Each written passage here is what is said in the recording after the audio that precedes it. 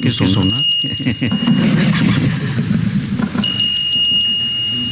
Que el balazo está muy abajo. Bueno.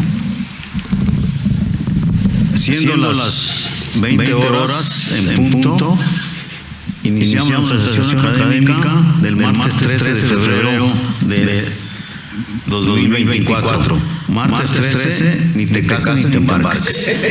Entonces empezamos. Le cedo la palabra a nuestro secretario general, el geógrafo Carlos Zaraco Alba.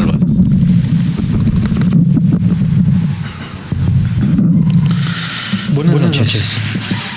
La Benemérita Sociedad de Geografía y Estadística del Estado de Jalisco agradece su presencia en la sesión académica de este martes 13 de febrero de 2024 con la conferencia Las Fundaciones de Guadalajara, a cargo de nuestra consocia, la doctora Angélica Peregrina Vázquez, bajo el siguiente orden del día. Apertura de la sesión fue llevada a cabo por el maestro Alberto Ortega Solís, presentación del presidium. Maestro Alberto Ortega Solís, presidente, la doctora Angélica Peregrina Vázquez, consocia y conferencista, geógrafo Carlos Alberto Zaraco, el de la voz, secretario general. Me permito presentar a la conferencista. La doctora Angélica Peregrina es licenciada en Historia por la Universidad de Guadalajara, doctora en Ciencias Sociales por el Colegio de Jalisco, miembro del Sistema Nacional de Investigación de Investigadores nivel 1. Actualmente investiga en el Colegio de Jalisco y es editora de la revista Estudios Jaliscienses, miembro corresponsal en el Estado de Jalisco de la Academia Mexicana de la Historia. Fue secretario general del Colegio de Jalisco de 1991 al 2005, delegada de INA en Jalisco 2007-2011. Fue catedrática de la Universidad de Guadalajara durante más de 30 años y del Colegio de Jalisco desde 1992. Entre sus publicaciones se encuentran la Escuela Normal de Jalisco en su centenario, la educación superior en el occidente de México en el siglo XIX, formación de profesores en Jalisco, ni una universidad ni un instituto, educación superior y política de Guadalajara de 1867 a 1925. Algunas de sus obras publicadas en colaboración con José María Moría son Viajeros a los mejores por Jalisco, siglo XIX, Jalisco, sus historias, Jalisco de la independencia y la revolución. Dirigió, junto con José María Moría, Historia General de Jalisco, 6 volúmenes en 2015. Ha recibido las distinciones: Medalla Ramón García Ruiz, otorgada por la Benemérita y Centenaria Escuela Normal de Jalisco, 2010, Galardón a la Mujer en la Educación 2017, otorgada por el Grupo Promover Radio. Pertenece a la Sociedad de Geografía y Estadística del Estado de Jalisco y al Seminario de Cultura Mexicana, corresponsalía Guadalajara. Sin más preámbulo, le paso la voz a la conferencista.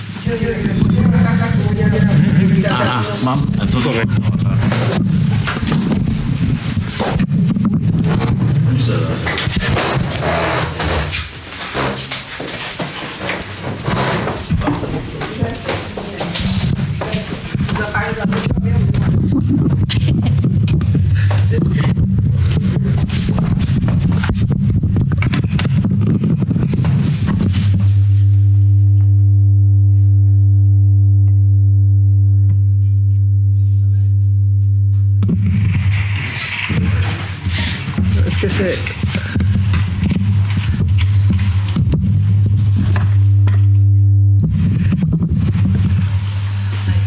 ¿Ahí? ¿Ya no chilla? Muy buenas noches, con su venia, maestro Adalberto Ortega Solís, presidente de la Sociedad de Geografía y Estadística de Jalisco, compañero Zaraco, distinguidos amigos, muy agradecida por la presencia del maestro Oliva en la representación, con la representación del maestro Juan Carlos Miramontes, secretario de Educación del Estado, de mi jefe, el doctor Muriá, de la diputada María Padilla, qué gusto, compañeros de la Benemérita. A todos, muchas gracias por su amable presencia en esta noche fría, lluviosa, pero en la cual pues recordaremos cómo nació nuestra entrañable ciudad de Guadalajara. Así he titulado mi trabajo, Las fundaciones de Guadalajara. La fundación de la ciudad de Guadalajara, como es bien sabido, fue resultado de la conquista del occidente de lo que hoy es México, emprendida por Nuño Beltrán de Guzmán en el siglo XVI. Para entender a qué se debió su transhumancia, considero necesario referir justamente esa conquista que ganaría para el Imperio Español el territorio que sería bautizado como Reino de Nueva Galicia. Deben mencionarse dos razones para que los españoles siguieran hacia el poniente, dado que ya se había descubierto el Océano Pacífico. Primero, la búsqueda de un puerto adecuado, una ruta hacia Asia, aunque nunca sospecharon siquiera la enorme anchura del Océano Pacífico y los yacimientos que había abastecido a los tarascos de metales preciosos. Así pues, debe quedar claro que la conquista de estas tierras tuvo dos brazos importantes. Por un lado, los seguidores y parientes de Hernán Cortés descubrieron y conquistaron el sur del actual Jalisco por medio de las llamadas expediciones cortesianas, que aquí más o menos vemos los derroteros que siguieron, emprendidas desde 1522. En ellas tuvieron importante papel Francisco Cortés de San Buenaventura y Alonso de Ábalos, paisano y primo de Hernán Cortés, quien se quedó a cargo de la encomienda de su hermano mayor, aun cuando de distinto apellido, Hernando de Saavedra. La encomienda la mantuvo por 40 años y comprendía Sayula, Atoyac, Zacualco, Cocula y la ribera sur del lago de Chapala, territorio que a la postre se conocería como la provincia de Ábalos. Se dice que Ábalos poseía un espíritu pacífico que repercutió en que la vida de los aborígenes, cuyo número era abundante, no transcurriera tan dramática como en la mayor parte de los nuevos reinos, cuyo descenso no fue más allá del 25% entre 1540 y 1570. De manera que todos estos territorios conquistados por los seguidores de Hernán Cortés quedarían bajo la jurisdicción de la Nueva España. Entonces el occidente no comprende la jurisdicción de la Nueva Galicia, absolutamente todo. Estos territorios son los que quedaron fuera de Nueva Galicia y por ende dependían del virreinato de la Nueva España. Ahora, lo que decía de Ábalos, la provincia, me interesa que conozcan los pueblos más o menos que comprendían y cómo la población realmente no menguó tanto. No me pregunten de dónde sale este medio habitante, pero bueno, así están las fuentes. Por el otro lado está la conquista que emprendió Nuño Beltrán de Guzmán, mucho más tardía, cuyo territorio daría origen al reino de la Nueva Galicia. Nuño, nacido en la ciudad de Guadalajara, en Castilla la Nueva, fue nombrado gobernador de la provincia de Pánuco, en la costa del Golfo de México, en 1527. Y a fines del año siguiente, sin dejar tal cargo, fue designado presidente de la Audiencia de México, donde gobernó oficialmente junto con los oidores Diego Delgadillo y Juan Ortiz de Matienzo. Desde ese cargo, procuraría despojar a Hernán Cortés y sus partidarios de los bienes que habían acumulado, puesto que había una gran rivalidad con el conquistador de México, quien se encontraba entonces en España para responder de múltiples acusaciones. Nuño tuvo conflictos con los seguidores de Hernán Cortés y hasta con Fray Juan de Zumárraga, obispo de México. Eso le valió la leyenda negra que se tejió en su entorno, lo mismo que el recelo de su arribo tardío, como ya dije, en mayo de 1527. Ciertamente, Nuño cometió excesos en el ejercicio del poder como presidente de la audiencia, dadas sus atribuciones como la mayor autoridad entonces de la Nueva España.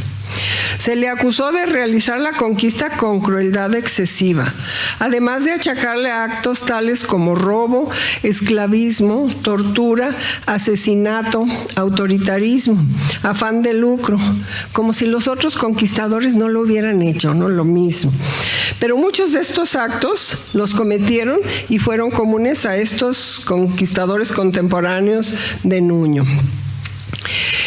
El conquistador Nuño llegó con todo el respaldo real, pero fue visto por quienes habían conquistado desde México Tenochtitlan y las demás conquistas como un freno de la corona a su libertad de acción, porque entonces la política de la corona era reemplazar poco a poco a los conquistadores importantes por funcionarios más fieles al rey, porque además los conquistadores aquí hacían pues su libre voluntad, ¿no? No hay que olvidar que la primera forma de gobierno habilitado en la Nueva España fue la audiencia, que allá tenía funciones solamente judiciales y en América se le sumaron funciones políticas y administrativas. Así las cosas, se supo en México Tenochtitlan que Cortés venía de regreso y volvía fortalecido. Por ello, Nuño buscó una honrosa salida, la conquista de los tenhules chichimecas, es decir, emprendió la conquista de nuevas tierras en dirección al occidente. Su afán era llegar al Pacífico y, por el otro lado, ligar lo que conquistase con el pánuco, es decir, que su dominio llegara a ambas costas y no depender de México. Así, a fines de diciembre de 1529, entre el 21 y el 22, Nuño Beltrán de Guzmán emprendió su empresa de conquista con los siguientes efectivos: 150 hombres de a caballo y otros tantos peones bien armados, 12 piezas de artillería ligera y 7 u 8 mil indios amigos proveídos de todo bastimento. Y las crónicas narran que la conquista se hizo a paso de cochino. O sea, eso que traer a los cerditos caminando y demás. El cerdito es un animal que no camina grandes jornadas porque se asfixia. Entonces, bueno, a ese paso fue que se hizo la conquista. Primero llegó a Tzintzuntzan. Aquí podemos ver el derrotero,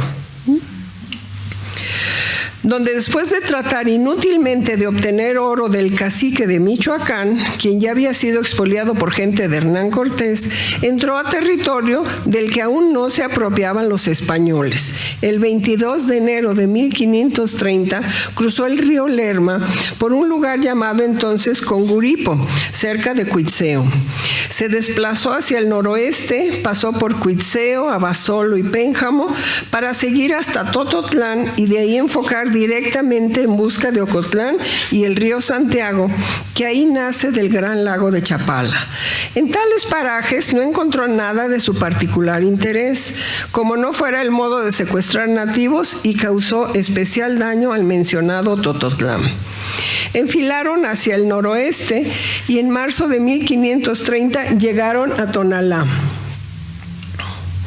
donde estuvieron a punto de ser vencidos, pero lograron posesionarse del poblado, el cual estaba protegido por la barranca de los aguerridos nómadas y seminómadas que moraban o merodeaban por el norte de la misma, y favorecido también por su buena naturaleza, Tonalá se había convertido en un centro de población grande y bien organizado, con agricultura y mano de obra sedentaria que sabía trabajar la tierra y el barro, lo cual hizo hizo de él un lugar muy apetecible para los españoles y en especial para el propio Guzmán.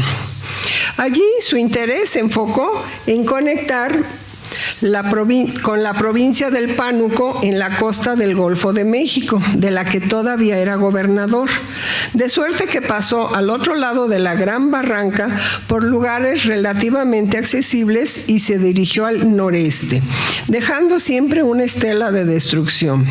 Pero no se atrevió a ir más lejos de Nochistlán, pues la distancia recorrida en esa dirección era excesiva sin percibir nada prometedor. Para volver de Nochistlán hacia el poniente, dividió la expedición. Una parte, al mando de Pedro Alméndez Chirinos, se dirigió hacia el norte. Y por diferentes caminos, ambos contingentes emprendieron el regreso hacia el poniente y cruzaron de nuevo la barranca, pero por lugares más escarpados. Nuño llegó a Etzatlán el 1 de mayo de 1530 en malas condiciones y Chirinos llegó a Jalisco en un estado mucho peor. Simplemente si vemos el recorrido por esta parte, pues es lo más escarpado de la sierra. Entonces, muy difícil el acceso, ¿sí? Nuño llega a Etzatlán y Chirinos a Jalisco. En Etzatlán ya había un crecido número de españoles venidos con la expedición de Cortés de San Buenaventura. A la columna de Nuño se unieron algunos españoles e indios, aumentando el contingente que siguió la costa, siempre hacia el norte, pacificando a fuego y a sangre. Ese, me disculpan, no se ve tan bien, pero ahorita recorremos. Siguió de nuevo hacia el norte, no con pocas dificultades y daños causados y recibidos, hasta dejar atrás los parajes donde se hallaba el pueblo indígena que llamaban Coloacán o Culiacán. Nada de aquellos lugares le despertaron mayor interés, ni las noticias de Chirinos, quien al parecer llegó hasta el río Petatlán, actual límite entre Sinaloa y Sonora, por lo que decidió que había llegado el momento de regresar y consolidar la conquista que había realizado. Así, empezó por fundar la villa de San Miguel de Culiacán, probablemente el 29 de septiembre de 1530. El lugar no fue adecuado, por lo que años después sus habitantes prefirieron mudarse al sitio actual donde había más agua. No obstante, antes de volver, todavía hizo otro intento por llegar al Pánuco sin una noción de las dimensiones del territorio en esas latitudes. Atravesó la Sierra Madre, pero la avanzada de la expedición no llegó más al oriente de las fuentes del río Nazas, por tierras donde la mayoría de los habitantes eran nómadas. Ay, perdón. Uy. Ahora, ¿cómo le regreso? Linda.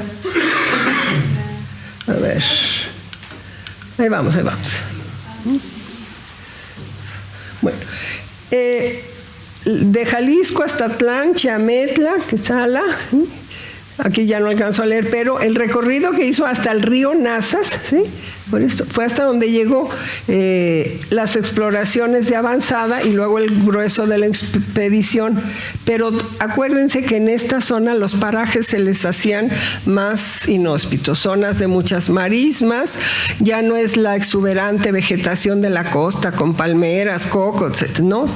Más bien tiende a ser desértica, entonces pues ya poco interés hubo por estas tierras, y eso es algo que debemos recordar porque todavía hasta el siglo XVIII pues no se logra bien la colonización de toda esta zona.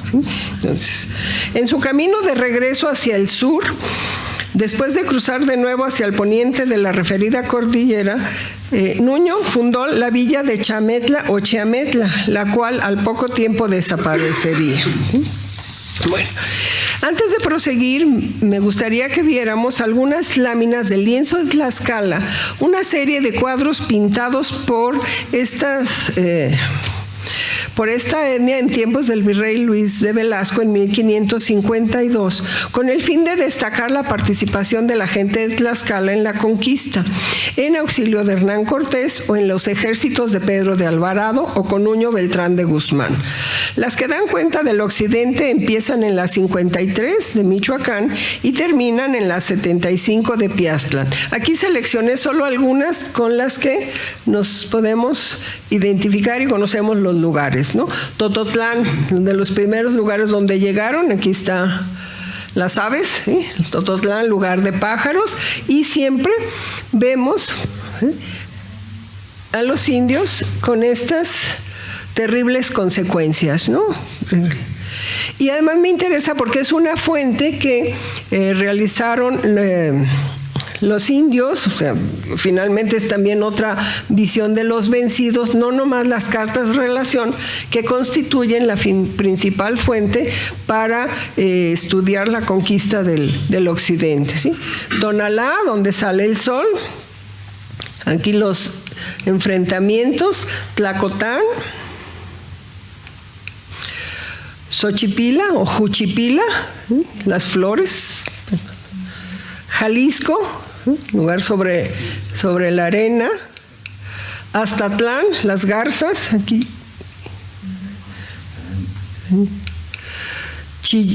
Chiyametlan o Chiametlan, los juncos, y Coluacán o Culiacán. A mediados de 1531 habían transcurrido 18 meses desde la salida de México. Habían recorrido más de 2,000 kilómetros por caminos y climas de todo tipo. Había llegado la hora del retorno. Había terminado, de momento, la exploración y la conquista y debían consolidar lo sometido. Era hora de la colonización, aunque lejos estaban de consumar la dominación. Debe recordarse que si recorrían las tierras, pero no fundaban pueblos, pues podría llegar otro, fundar el pueblo y entonces les ganaba el territorio. Sin duda, la cultura nativa del occidente mexicano quedaba definitivamente truncada, pues los indígenas no podrían ya recuperar la cohesión anterior. Así pues, Nuño y sus huestes permanecieron varios meses en Culiacán, esperando que pasaran las lluvias y bajara el nivel de los ríos. En esa expedición que hizo Nuño, hasta un ciclón les tocó sortear. Además, debían reponer energías y consolidar el dominio en la comarca. Todo ello dio lugar a la primera organización del territorio. Asegurar lo conquistado implicaba fundar villas de españoles. Además de las fundaciones ya mencionadas, Culiacán y Chametla, fundó la Villa del Espíritu Santo de la Mayor España, donde hoy está Tepic, en la cual se establecería él mismo. Cabe hacer notar que el nombre que había elegido para su conquista, la Mayor España, era con la intención de superar a Cortés, y el nombre de la villa no perduró, pues Nuño recibió la real orden de que el territorio por él conquistado se llamase Nueva Galicia y Compostela su capital. Era claro que la corona tenía el afán de reproducir el mapa de España en América. Avanzaré mencionando que Nuño de Guzmán, con el afán de ganar tierras por la costa hacia el sur y contener un virtual avance de españoles procedentes de Colima, ordenó que Juan Fernández de Híjar fundase, a principios de 1533, otra villa, relativamente cerca de la costa, que fue bautizada con el nombre de Purificación. Hasta aquí son 4 villas fundadas por iniciativa de Nuño. Veamos ahora la quinta y que resultaría la más inestable, la fundación de Guadalajara. Justamente en ese trance de consolidar lo conquistado fue cuando nació Guadalajara. Nuño, con la idea fija de comunicarse con la provincia del Pánuco, encomendó a Juan de Oñate que cruzara con unos cuantos de sus efectivos la barranca del río Santiago y lo más lejos que le permitiera la prudencia, se estableciese en un lugar donde hallara las condiciones necesarias para la supervivencia de los españoles. Ese lugar fue en las inmediaciones de Nochistlán, hoy en el estado de Zacatecas.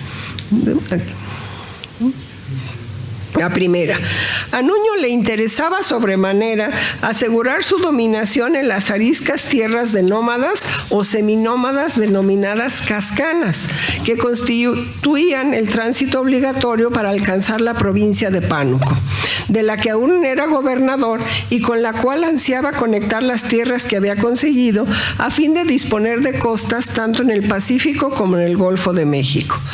A principios de 1532, Oñate cumplió su misión y bautizaron a la villa con el nombre de Guadalajara, porque Guzmán había nacido en la ciudad española de este nombre.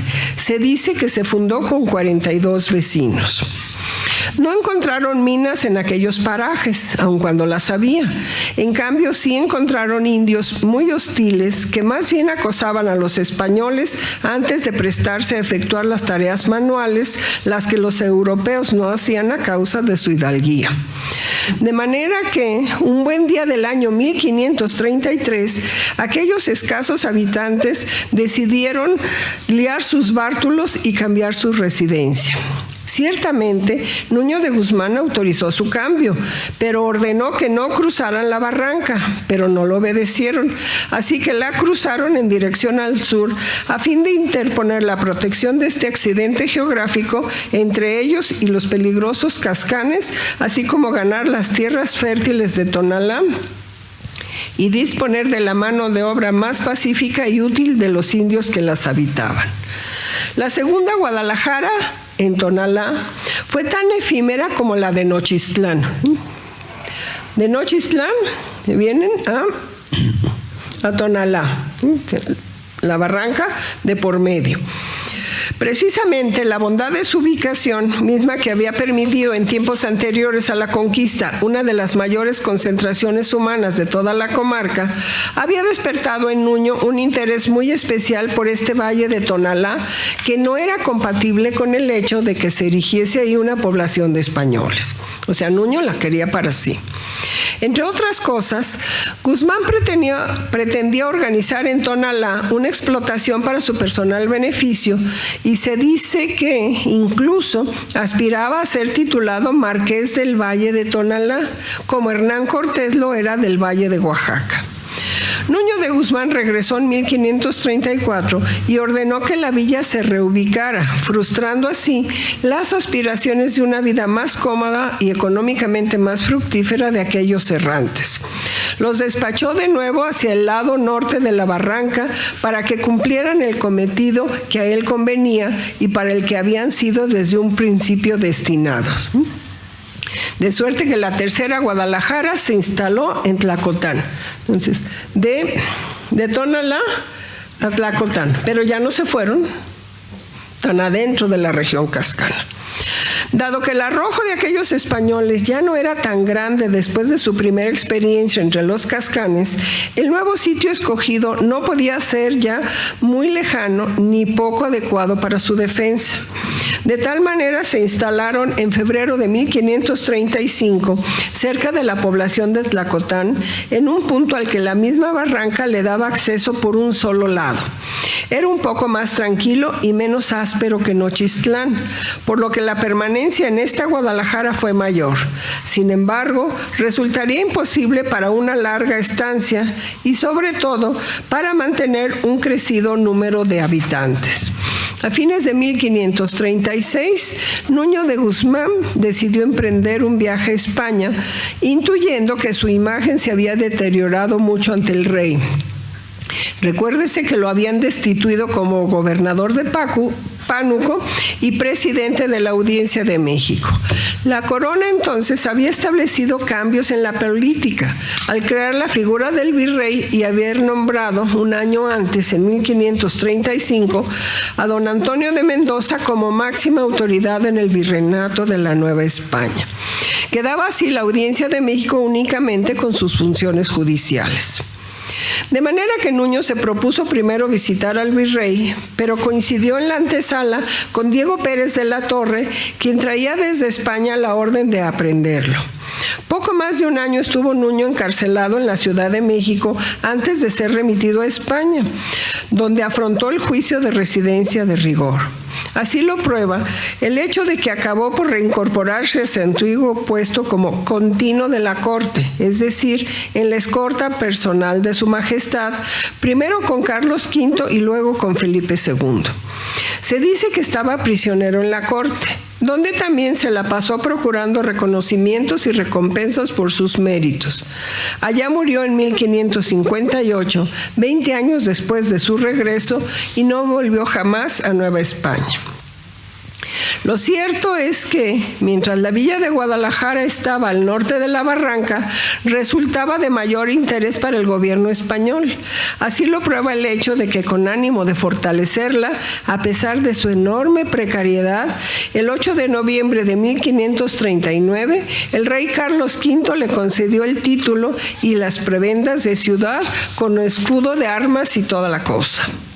Recuérdese que las villas podían ser creadas con facilidad por sus pobladores si una legítima autoridad local lo decidía, pero conceder el título de ciudad estaba reservado al soberano. Sin embargo, la noticia llegó demasiado tarde para que pudieran celebrarla con entusiasmo los favorecidos, debido a la rebelión de Nueva Galicia. Al ser sometidos los indios a un cambio de vida forzado y ligados ahora directamente al español como medio de producción, suscitó un descontento creciente. Los aborígenes de Nueva Galicia pasaron a su nuevo estatus llenos de virulencia y propensos a insubordinarse.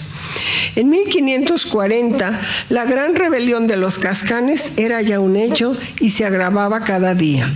Cristóbal de Oñate pidió ayuda al virrey de Mendoza, quien ordenó a Pedro de Alvarado que acudiera a Guadalajara a fin de controlar la situación. Alvarado estaba en Barra de Navidad preparándose para una nueva expedición.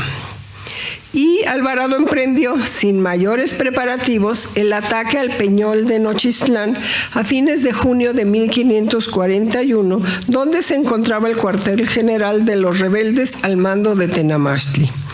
Alvarado salió de aquí derrotado por completo y la muerte le sobrevino a consecuencia de un accidente motivado por la precipitación de la huida. Le cayó el caballo del escribano encima.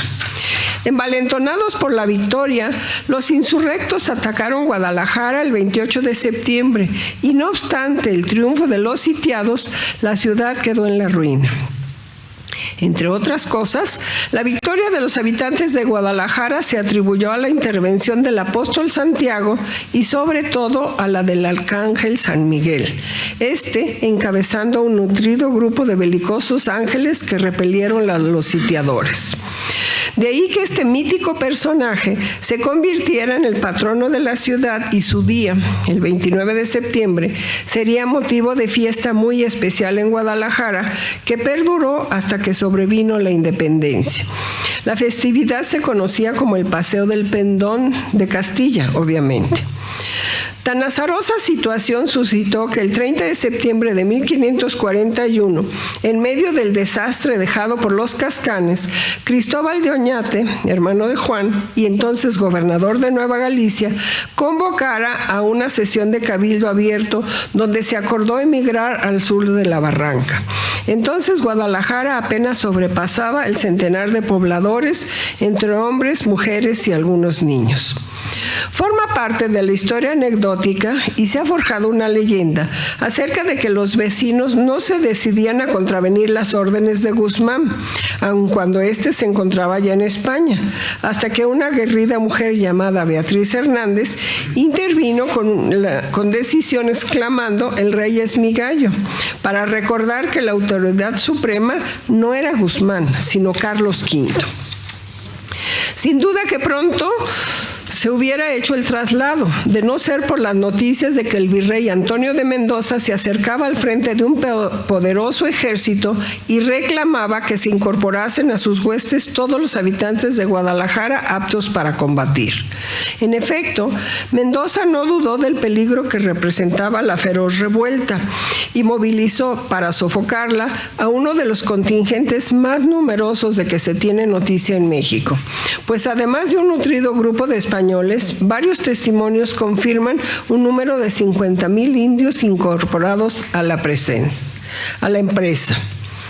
Como era previsible, La revuelta fue aplastada en poco tiempo a fuego y a sangre, resultando también una de las mayores matanzas habidas en México y que dejó el territorio en paz, pero también mucho menos poblado. El indio que no se había remontado a la sierra había caído muerto o se había suicidado para no someterse a manos enemigas. De tal manera, ahora existía seguridad en la zona. Aunque la mano de obra escaseaba, la vida de los españoles en la Cascana era, por el momento, imposible. Aquí vemos una lámina del Códice Vaticano, donde bien nos muestra, bueno, pues empeñolados los indígenas, el asalto de Antonio de Mendoza y cómo la rebelión fue sofocada terriblemente. El cuarto y definitivo asentamiento de Guadalajara se encontró en el Valle de Atemajac, el sitio adecuado para la nueva, bueno, aquí vamos a ver rápidamente la represión de Antonio de Mendoza, como los auxilia, el asalto al Peñol, en Aposol, el Mixtón, Jalpa, sigue con la resistencia, llega hasta Compostela y en Etzatlán ya libera a los efectivos. El que quiso quedarse se quedó y algunos los dejó de propósito en la naciente Guadalajara. Entonces Guadalajara de Tlacotán se cambia ya al Valle de Atemajac. El lugar estaba formado por terrenos áridos e incultos, relativamente lejos de montañas y cerros, lo mismo que de localidades de cierta categoría, ya que la más importante era Tonalá, en Tonalá. En la cercanía se localizaban también el pueblo de Tlaquepaque y la pequeña población de Tetlán. Con la venia de Oñate, el 14 de febrero de 1542 se procedió al establecimiento formal de los primeros vecinos.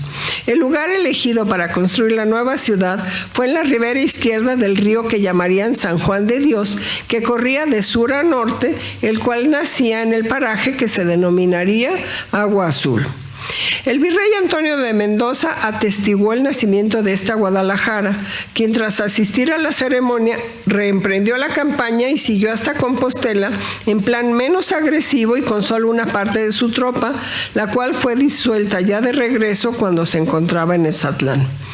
Muchos indios y españoles regresaron a sus lugares de origen, pero otros se quedaron y paliaron la escasez de mano de obra que dejó la enorme matanza.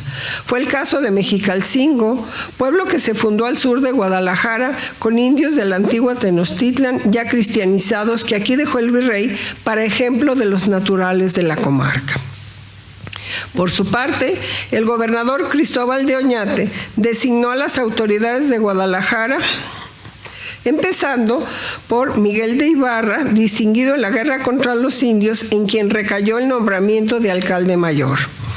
Tras la misa de rigor, de plantar la cruz, etc., se procedería al reparto de solares y huertas para los 63 vecinos fundadores. Según los demógrafos, un vecino equivalía en el siglo XVI a 3 habitantes. Guadalajara fue construida siguiendo las normas de la ciudad colonial española clásica, plaza central, en torno de la cual se establecieron los poderes civil y eclesiástico, esto es iglesia, casas consistoriales, casas de las autoridades principales y lugar para comerciantes. Se siguió el modelo de plano en damero, como de tablero de ajedrez, con calles rectas formando una cuadrícula con manzanas de medidas exactas. Sus calles con orientación norte-sur y oriente-poniente tiradas a cordel, que no les quedaran chuecas, uno de un lado y otro de otro.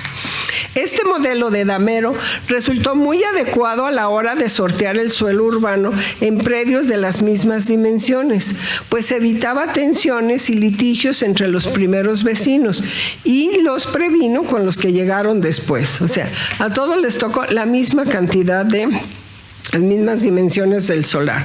Por lo general, una manzana la dividieron en 4 solares y después, tras las herencias, se fueron subdividiendo. Bueno, Guadalajara nació como ciudad de españoles, donde los indios no tenían lugar, pero sí rodeada de pueblos aborígenes de donde provendría la mano de obra requerida. Estos pueblos fueron Atemajac, Zoquipan y Mezquitán, así como Mexicalcingo, formado, como ya dije, con indios venidos en la expedición punitiva del virrey Mendoza. También lo sería Analco, del otro lado del río, a donde los franciscanos trajeron indios, cocas y tecueches. La población se fue extendiendo hacia el poniente del río. Aquí vemos, el río nace en el Agua Azul y corre de sur a norte. ¿Sí? Se bifurca aquí y luego se bifurca más al norte. La población se fue extendiendo hacia el poniente del río. Al lado oriente del río se edificaron la capilla de la Veracruz, la casa de Juan de Oñate, que más tarde se convertiría en palacio de gobierno, el convento franciscano y el mencionado pueblo de Analco. El convento de San Francisco, establecido primero en Tlaxtlán, luego fue trasladado a Analco, quedó en la margen izquierda del río de San Juan de Dios y cerró toda expansión del centro de la ciudad hacia el sur. El río San Juan de Dios se bifurcaba tanto al norte como al sur. Exactamente antes de estos brazos se construyeron dos puentes. El sur, en dirección al Palacio de Oñate, permitió el paso a los pueblos de Analco, San Pedro y regiones lejanas. El otro, que data de años más tarde, de 1551, se utilizaba para pasar de la ciudad al Hospital de la Veracruz. A fuentes del río de San Juan de Dios fueron los varios manantiales que había en su ribera, los del pueblo de Mexicalcingo, los del Huerto y otros. El más conocido al sur fue el arroyo del Arenal, aun cuando su descarga fuese transitoria, contribuyó a romper con la traza entre el pueblo de Mexicalcingo y la ciudad. ¿Sí? Aquí tienen más o menos la simbología. Voy a ir enunciando los números porque no se ven, lo lamento. ¿Sí? Las barrancas en el 1, pues yo ni veo, francamente. El 2, acá tenemos el 2, el río San Juan de Dios, la presa del Agua Azul, la primera capilla de San Miguel. Sí, la presa, sí, ya de eso años pasaron. El antiguo Palacio de Gobierno, que después se conocería de Medrano, el primer convento de los franciscanos, que luego lo cambian, la otra margen, ¿sí?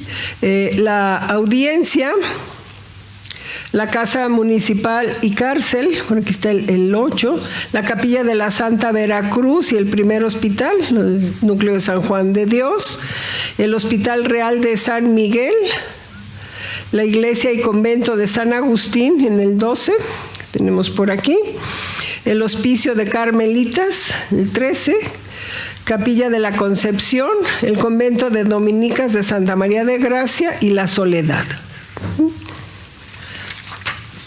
Esto según la evolución topográfica de Mendizábal.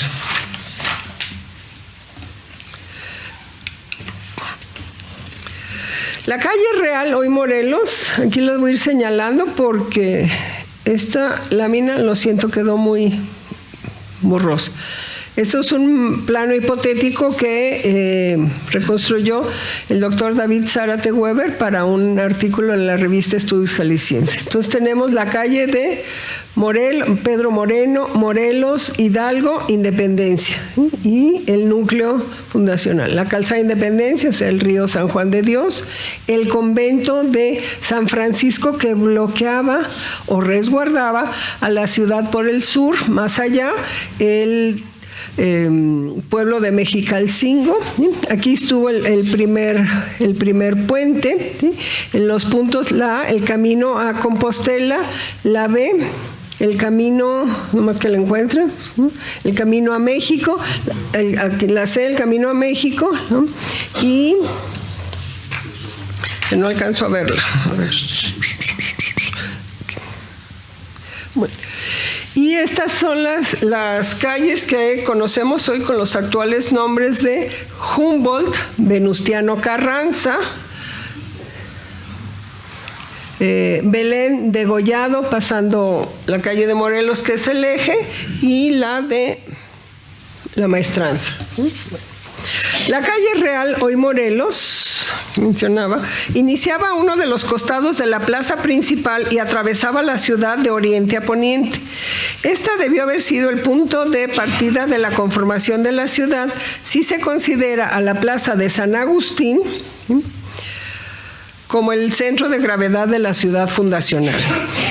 En su definitivo asentamiento, la ciudad empezó a poblarse en torno de la plaza y se edificó la primera iglesia con el nombre de San Miguel en la calle donde posteriormente se levantaría el convento de Santa María de Gracia. Y los primeros religiosos que se asentaron aquí fueron los franciscanos, como ya mencioné, que tenían por superior a Fray Antonio de Segovia.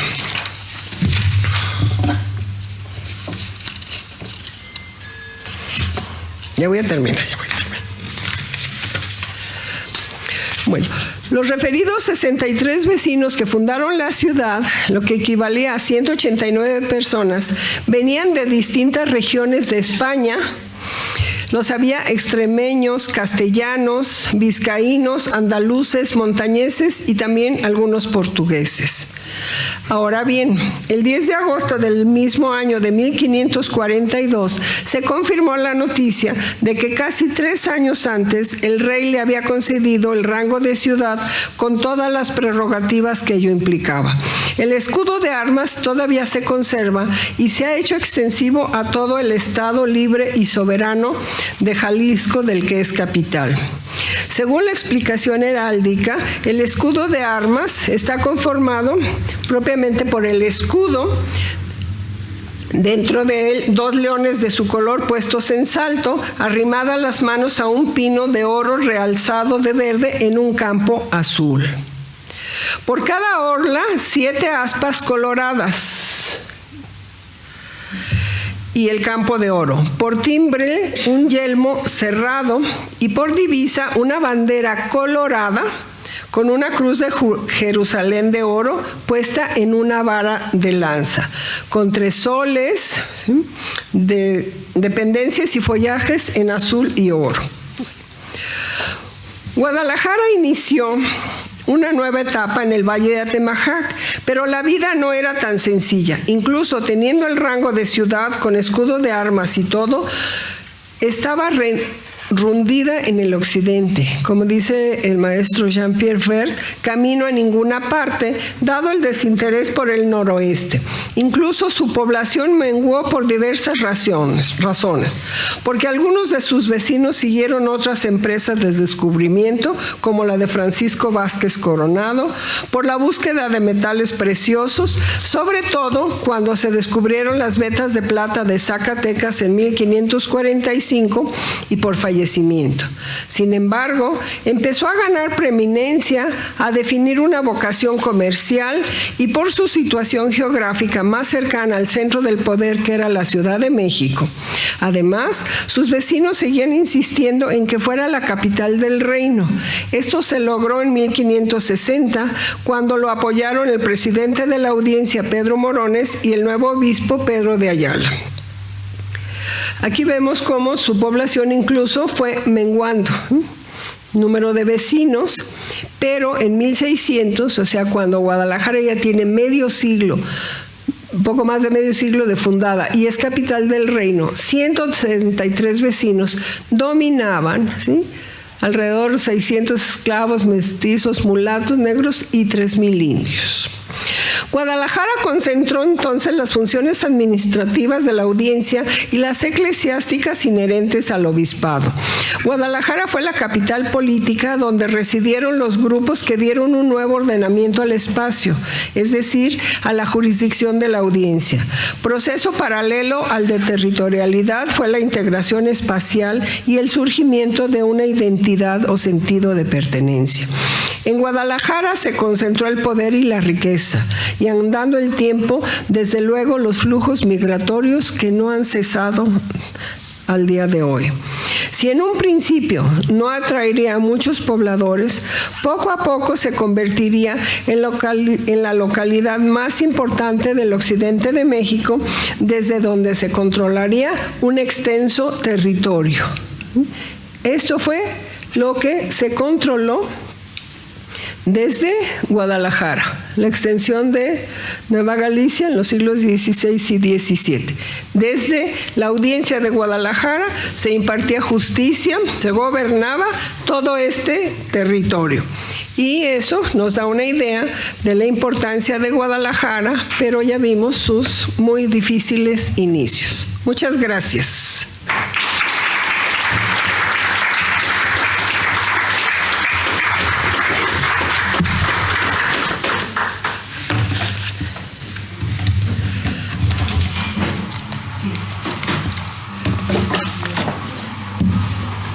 Bien, un vasito.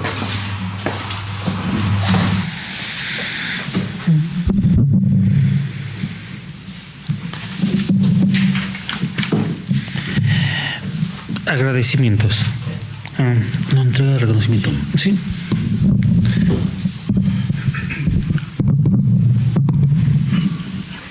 Bueno, hemos escuchado una magnífica conferencia porque obviamente, pues, a reserva de que lo que diga el maestro Muriá, pero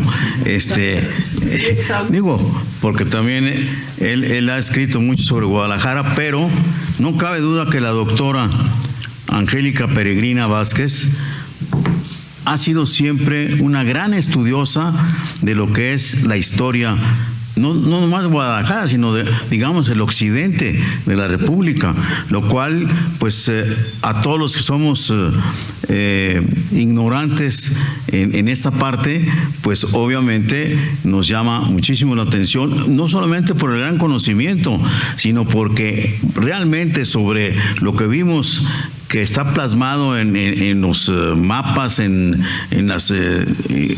los diagramas, etcétera, pues eso nos abre los ojos.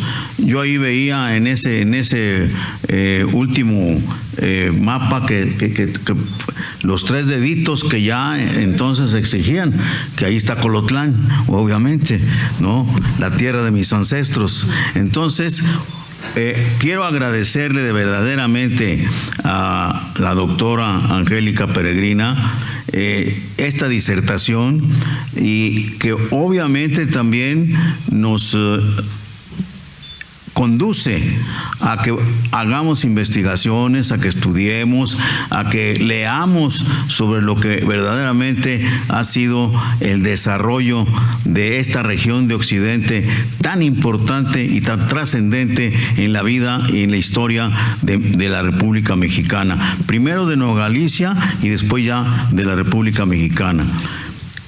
Por eso quiero agradecer y entregarle a nombre de la Benemérita Sociedad de Geografía y Estadística este reconocimiento, doctora, que voy a darle lectura a ella. Benemérita Sociedad de Geografía y Estadística del Estado de Jalisco, AC, institución científica y cultural instalada el 27 de septiembre de 1864.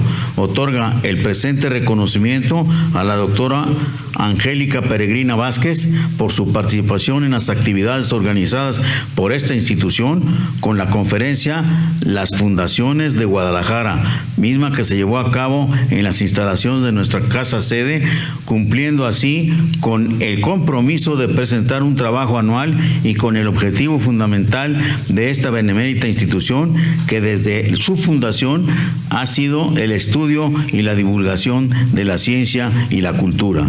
Guadalajara, Jalisco, a 13 de febrero de 2024, firman el secretario general, geógrafo Carlos Alberto Zaraco Álvarez, y su servidor Adalberto Ortega Solís. Muchas gracias, maestro. Muchas gracias a ustedes.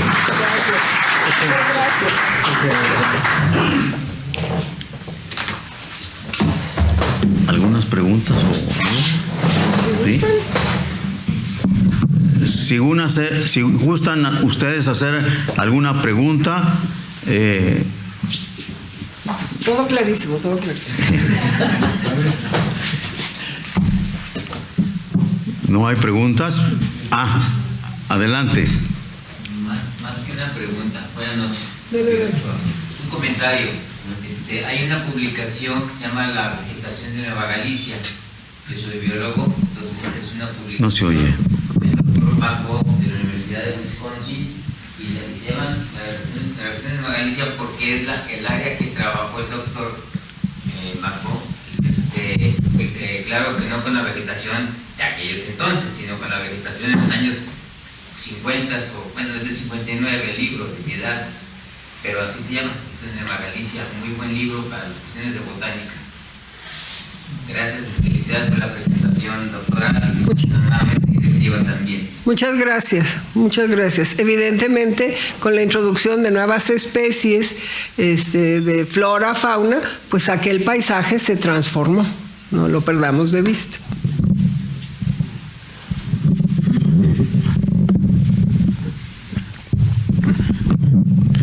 Continuamos. Agradecemos la presencia del licenciado Alfonso Enrique Oliva Mujica, representante del secretario de Educación, maestro Juan Carlos Flores Miramonte. Gracias. También agradecemos a nuestras expresidentas, la licenciada María del Pilar Sánchez Alfaro y la doctora Adriana Ruiz Rasura, y así como a los expresidentes, el maestro Julio Santillán Becerra y el maestro Eduardo Velázquez Briceño. Muchas gracias. Continuamos con los siguientes avisos. El día de mañana, miércoles 14 de febrero, en punto de las 12 horas, Guardia de Honor, se les invita a la Guardia de Honor para conmemorar el 243 aniversario del natalicio de nuestro fundador, el doctor don Valentín Gómez Faría, en la rotonda de los Calcienses Ilustres. A los socios les solicitamos portar su venera. El próximo martes 20 de febrero, en punto de las 20 horas, conferencia Implementación de nueva tecnología en las aulas escolares, impresión en 3D e inteligencia artificial generativa, a cargo de nuestra consocia, doctora Inés Jiménez Palomar, en esta casa sede. Asimismo, los invitamos al convivio en el salón adjunto a esta sala. Solo nos queda la clausura de esta solemne sesión académica. Agradeciendo la presencia de todos ustedes y muy especialmente a nuestra conferencista del día de hoy, doctora Angélica Peregrina Vázquez, siendo las 20 horas con 59 minutos de este día, declaro formalmente clausurada nuestra sesión académica del 13 de febrero del 2024. Y a ustedes agradeciéndoles su presencia y invitándolos a que tomen un cóctel y algunos bocadillos. Muchas gracias por su presencia y obviamente no se vayan.